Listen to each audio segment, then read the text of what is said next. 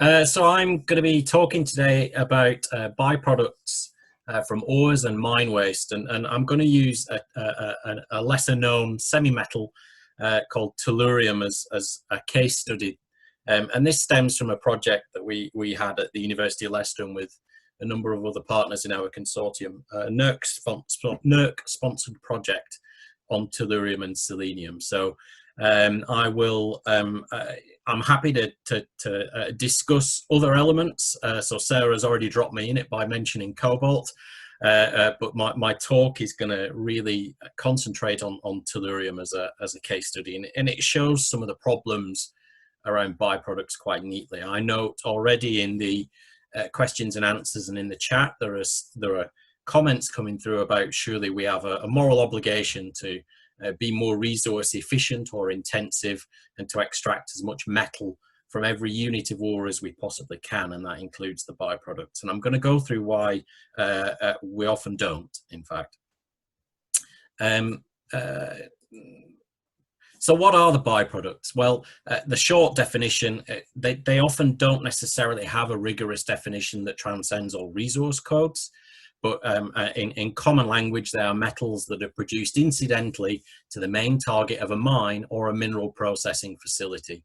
And in fact, a lot of our byproducts are not tracked at the mine stage. They appear at smelters, refiners, or in downstream producers that are reprocessing wastes, residues, slimes, slags, etc. from earlier in the mineral processing facilities. From a geological or a mineralogical perspective, they will either occur as small amounts of exotic minerals in much more abundant mineral streams, or as trace elements within more common minerals. So, for example, a lot of the sites that we look at, pyrite is actually quite rich in a range of metals which can have some economic or environmental or social value. So technology metals within pyrite, for example, and the pyrite is very abundant. It's just that the absolute concentrations of those elements within pyrite are often quite small, and therefore make it challenging to process and recover those metals. They might be extracted by the main operator of a mine and plant, and where mines are vertically integrated, in other words, the mine and the smelter are operated by the same company, that becomes more likely. In many cases, however, mines actually don't produce metals. What they actually do is they export a concentrate, and quite often that concentrate will be processed and byproducts might be extracted from it, but those profits and those revenues will not be passed on to the company that originally mined that unit of metal. In fact, in some cases, they are charged for metals that are recovered and later sold as byproducts, as elements that are deleterious to the mineral metallurgical processing, or as elements that, if released into the environment, can have eco-toxicological effects. Quite often, this is why there is a really fragmented market with lots of different small companies involved in it, because companies are selling on wastes and residues as assets that other people can extract value from, so they can reduce their own liabilities and their own wastes. Very often, the byproducts are not included in resource and reserve estimates. So when you look at a project at feasibility stage, or in terms of annual returns for a company, quite often they will not include the byproducts within that. So they're not necessarily considered to be the payable metals within a mine or a mineral extraction system.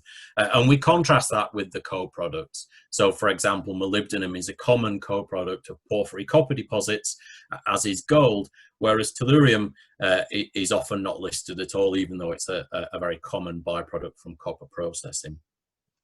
So our byproduct, as we can see in the figure below, which was put together by my colleague, Professor Gowan Jenkin, quite often our mines produce a lot of product and waste, and there is a very small amount of byproduct that accompanies that concentrate, and that value from that product, byproduct specifically, might be recovered by the refiner, but is never even noticed by the producer.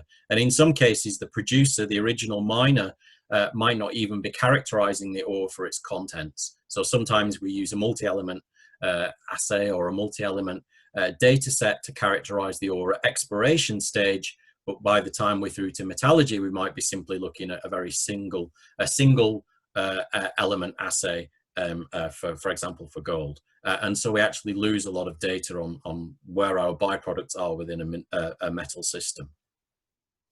So a couple of quick diagrams just to show you some byproduct relationships.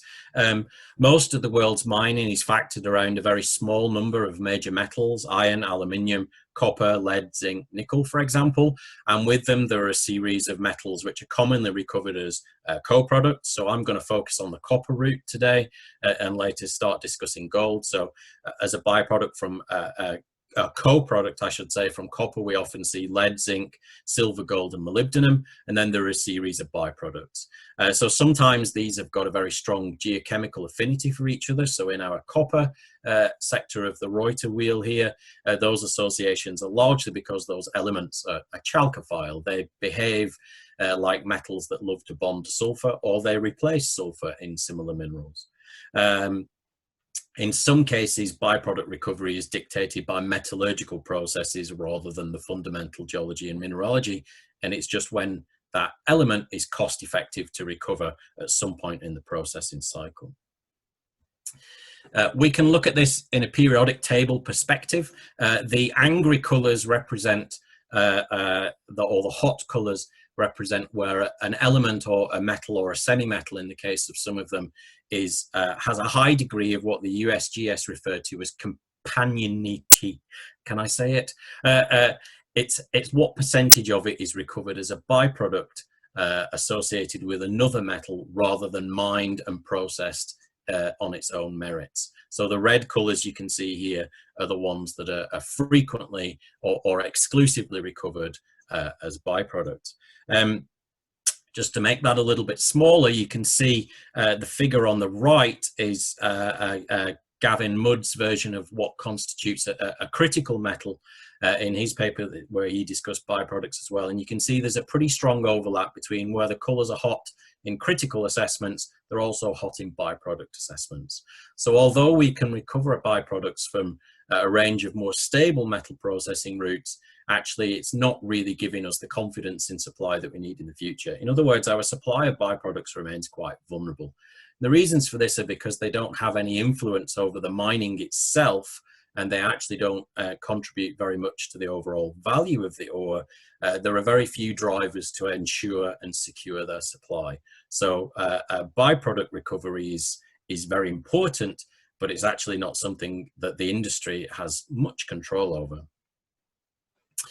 So I'm going to focus on tellurium. You'll notice that it's in the red section in terms of byproduct association. So about 90% of it is recovered from reprocessing of streams from copper residues, particularly the disgustingly named anode slimes from metal processing.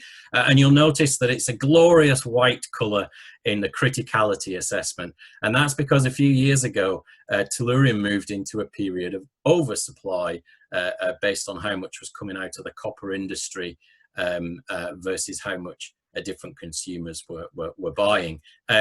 Again, that's because the market doesn't really respond very well to supply and demand for these byproduct metals. So it would be nice if it was still critical. It would keep me in research money for a few more years. So what do we use tellurium for? Well, about 40% of its use and most of the growth in the past few decades has actually been for thin film solar, and about 30% of it are for thermoelectric devices, bismuth telluride thermoelectric devices used for turning waste heat into energy or for turning energy into heating and solid state cooling. These uses are important in the future. Between now and 2050 in particular, a lot of the world's governments, including the UK, are making serious commitments to decarbonising their economy, their industry, their entire infrastructure. So we will need more of rare metals like tellurium that underpin technologies which are important for those low carbon energy generation and energy efficiency. Despite the growth in demand for tellurium over recent decades, driven almost exclusively by solar power, the amount of tellurium that we recover per unit of copper has actually dropped remarkably since the 60s. There's a bit of a bald spot in the data in recent decades, but I can tell you from slightly more illicit data that I've not put in this talk, that the situation has carried on the trend that we see, that there's been a systematic drop in what we would call the byproduct intensity of tellurium recovery from copper.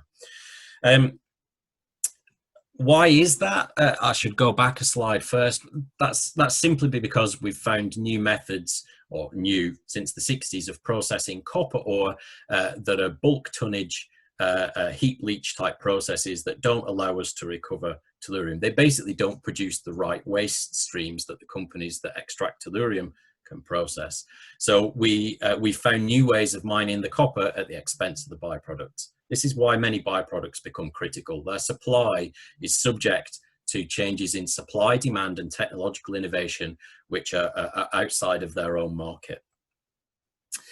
So recovering byproducts, why should we do it? I think we can all agree there is a moral case for doing it, but let's unpack that. So we've talked about, do we reduce the waste if we recover byproducts? And basically, no, you don't. So a typical copper deposit might run, if you're very lucky, at about 1% copper for a big porphyry deposit. So if it runs at 1% copper, and people will tear me to pieces over this gross simplification, but if you run at 1% copper, you are running at 99% waste. That means if you've got 1 billion tons of copper ore, you've got, near as damn it, 1 billion tons of waste. And your tellurium in a 1% copper ore is probably running at 1 ppm if you are lucky. So if you extracted the tellurium from your waste, you would make a tiny, tiny impact on the total amount of waste that we are talking about. Admittedly, you are removing something that could have potentially serious consequences in the environment, but at 1 ppm, it's not actually registered or recognized as having an ecotoxicological effect. It's only going to be seriously considered an environmental problem when it's concentrated up into the anode slimes. So in terms of the environmental footprint of byproducts, we're not really reducing waste. There is another environmental benefit that I'll touch on later. Does it make us money? Where's the profit in this? Let's take a cynical view of the mining industry, that they're in it just for the money.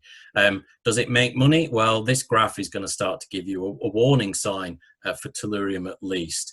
So you can see that it has, let me see if I can you see my mouse? You can see my mouse. So you can see tellurium down here has a crustal abundance, which is somewhere between gold and silver, a little bit closer to gold. But its price is orders of magnitude lower. This means that, in fact, you can't make much money off recovering tellurium, because although it has a higher value than, for example, copper, there is a tiny amount of it in any ore. Certainly compared to gold. So it means most of our systems will be optimized for recovering these high value rare metals up here, our precious metals. And in fact, that's what we see. When we look at anode slimes, we can see a diverse range of metals in here. I won't bother listing these, but this is where most of, or a lot of, our byproduct potential from copper ore comes, is from this processing step. And the tellurium is part and parcel of some of these. You can see this dark grey box here represents our tellurium for a number of them.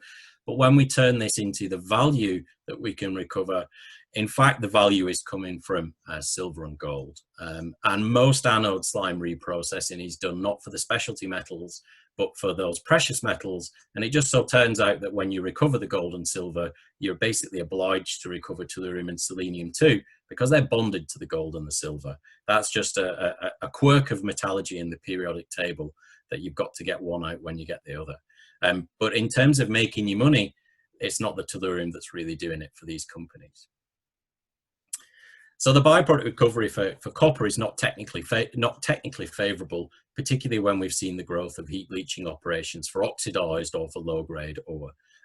So we don't have a good scenario in the future for increasing tellurium from copper production. So what we've been looking at in our project, and we're not alone in doing this as academics, and certainly the industrial sector has been looking at it too, is looking at recovering tellurium from gold. So in the 80s, in the 70s, there was a period where a number of gold deposits had tellurium extracted from them before anode slime processing basically dominated the market.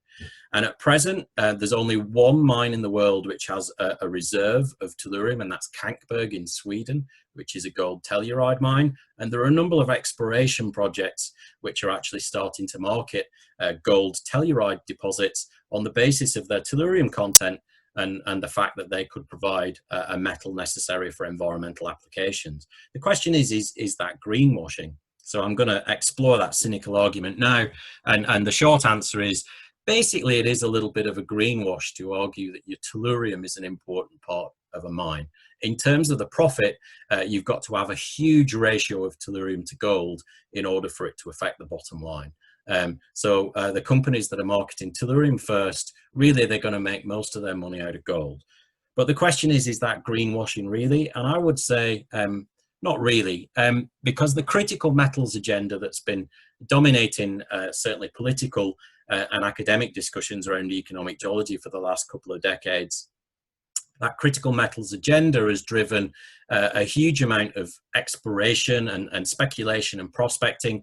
And now we're starting to see mining activity too, to deliver those metals to the industries and the consumers that are demanding them, and to break some of that byproduct risk association. And we have seen, I'm not going to name any of the companies here, but some tellurium consumers have been linked to becoming vertically integrated companies, essentially tellurium consumers buying into and opening their own mines to directly mine tellurium to make sure they have the supply they need over the future years. So these green gold mines, as I'm referring to them, so gold mining operations, which are now starting to flag up their byproducts as a more important constituent than they ever really will be from an economic perspective, they are actually a real positive, because they are allowing us as a society to avoid the need of opening tellurium mines and directly mining byproducts. So the environmental impact here is not that these are green mines, it's that they are avoiding new mines which are essentially unnecessary elsewhere. And in the case of some of these companies, the tellurium, I'm not naming them in this presentation, by the way, but you can go out and Google them for yourselves. Tellurium is not a route to significant profit. It's a relatively low value metalloid, particularly given its crustal abundance. But what we're seeing is that perhaps a new route for financing where byproduct metals have a demand and there is a need for security of supply for those byproducts. So things like financing agreements, partnerships at exploration and mining and capital investment stages, offtake agreements, etc., are providing a route to finance for companies that are dealing with otherwise metallurgically complex deposits. So we're perhaps seeing a reinvigoration of byproducts and perhaps not seeing them marketed as byproducts but as primary products. But overall, we need to look at the benefits that it's allowing us to de-risk some of the product supply of these critical metals that we society really wants and needs. So to come back to responsible reserves, we have a real challenge in the future with byproducts, and maybe Tom will touch on this when he deals with some of his data. With the byproducts, we deal with a very data poor and very fragmented market. There are no reserves and resources, or very few reserves and resources, that explicitly list these elements that we're interested in. There's a question about how we define the payable metals in an ore. So in a resource code, how do we actually oblige companies and exploration companies, mining companies, etc., to disclose their contents or even measure the contents of some of these metals in their ore? Because for many of those companies, they are not payable and they are worth fractions of a cent in the dollar of revenue that they would make from the major metals. Should we oblige them to require to disclose potentially payable metals or to release exploration data sets? Those are difficult questions when, particularly in the exploration sector, it's data that is the commodity that they produce rather than the metals. But some of this might be sidestepped by green finance and essentially a soft vertical integration of consumers of rare metals directly sponsoring mining activities in order to get the resources they want and need with companies that they trust from a very streamlined market, essentially. And that's me. So I'll take some questions. Brilliant. Thank you very, very much, Stan. That was absolutely fantastic. Now, there are a couple of questions that have come in online. Just with regards to timing, I'm going to ask you for a very swift answer to Andy Smith's question, which is around how do you value the byproduct co-products in terms of supporting the primary extractive products? Are there any models that can be applied? I don't know of any off the top of my head.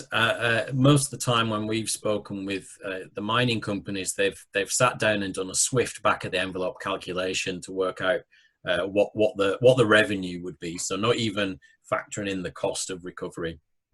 And because of the abundances and the prices of some of the byproducts, usually those revenues are actually quite small compared to the primary products. And with the mining industry, because a lot of it is done